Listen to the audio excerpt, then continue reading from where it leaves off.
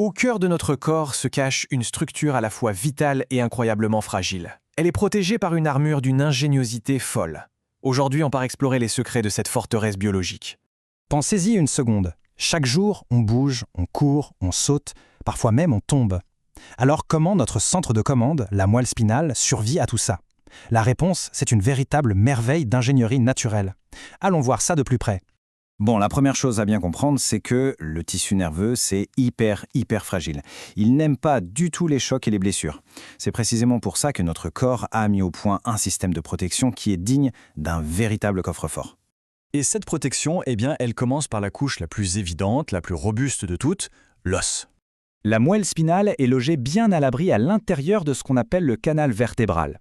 Imaginez une série d'anneaux osseux très solides, les vertèbres, qui sont empilés les uns sur les autres.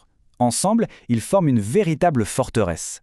C'est notre armure principale contre les coups et les chocs du quotidien.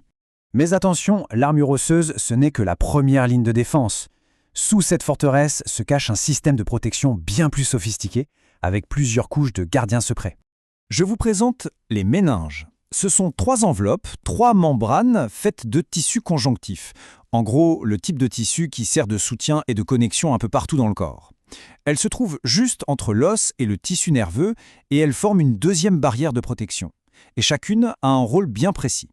Ok, alors voilà le plan. On va faire un petit voyage de la couche la plus externe, la dure-mère, jusqu'à la plus interne, la pied-mère, en faisant un petit détour par la fascinante arachnoïde. C'est parti! On commence donc par la première ligne de défense de nos gardiens secrets, la dure-mère. Et franchement, rien que son nom, ça annonce la couleur, non? Cette couche, son job, c'est d'être un vrai tank. C'est la plus épaisse et la plus résistante des 3.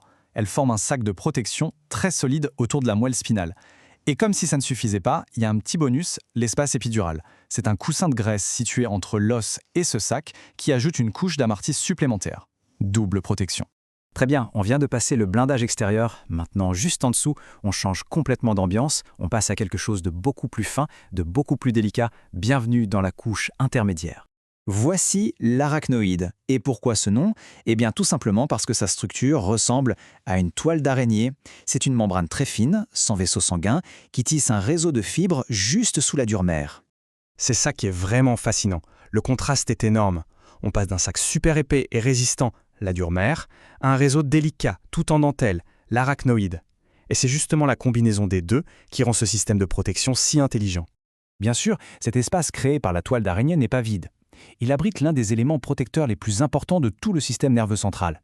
Il s'agit du liquide cérébrospinal, ou LCS pour les intimes.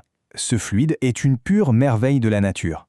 Il permet à la moelle spinale de flotter, ce qui la place dans un environnement quasiment en apesanteur. Il agit comme un amortisseur hydraulique parfait qui absorbe les chocs bien avant qu'ils n'atteignent le précieux tissu nerveux. On continue notre plongée et on arrive maintenant à la toute dernière couche, la plus intime, celle qui est en contact direct avec la moelle spinale. C'est l'apimère, une membrane si fine, si délicate qu'elle est transparente. Elle épouse absolument tous les contours de la moelle spinale, un peu comme une seconde peau. Elle est aussi très riche en vaisseaux sanguins, ce qui permet de nourrir le tissu nerveux. Mais elle a aussi une botte secrète. Alors comment fonctionne cette arme secrète? C'est absolument brillant. Ce sont de petites extensions de l'apimère qui partent sur les côtés, qui traversent la toile d'araignée de l'arachnoïde et qui vont s'ancrer solidement à l'intérieur de la dure-mère, la couche la plus costaud. Ils agissent comme des tendeurs, des haubans qui maintiennent la moelle spinale bien suspendue au centre. Ça l'empêche de se balader et de cogner les parois en cas de mouvement brusque. Donc si on prend un peu de recul, on s'aperçoit que ce ne sont pas juste des couches empilées les unes sur les autres. Non, c'est un système totalement intégré où chaque élément a un rôle précis et travaille en parfaite synergie avec les autres. Allez, petit récapitulatif de notre voyage. On part de l'extérieur avec l'armure d'os, juste en dessous le coussin de graisse, ensuite la dure-mère bien solide, puis la toile d'araignée de l'arachnoïde. On plonge dans le liquide amortisseur, le LCS, et tout au bout, collé à notre trésor, la délicate pied-mère qui ancre tout le système. Le résultat final est juste une merveille. La moelle spinale n'est pas simplement posée dans un tube, non, elle est suspendue, dans un fluide, à l'intérieur d'un sac résistant, lui-même protégé par un coussin de graisse, le tout enfermé dans une forteresse d'os. C'est quand même incroyable. Et tout ça, ça laisse un peu songeur.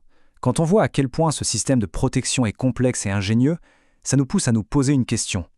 Combien d'autres mécanismes aussi incroyables sont à l'œuvre dans notre corps? là, maintenant, sans qu'on y prête la moindre attention.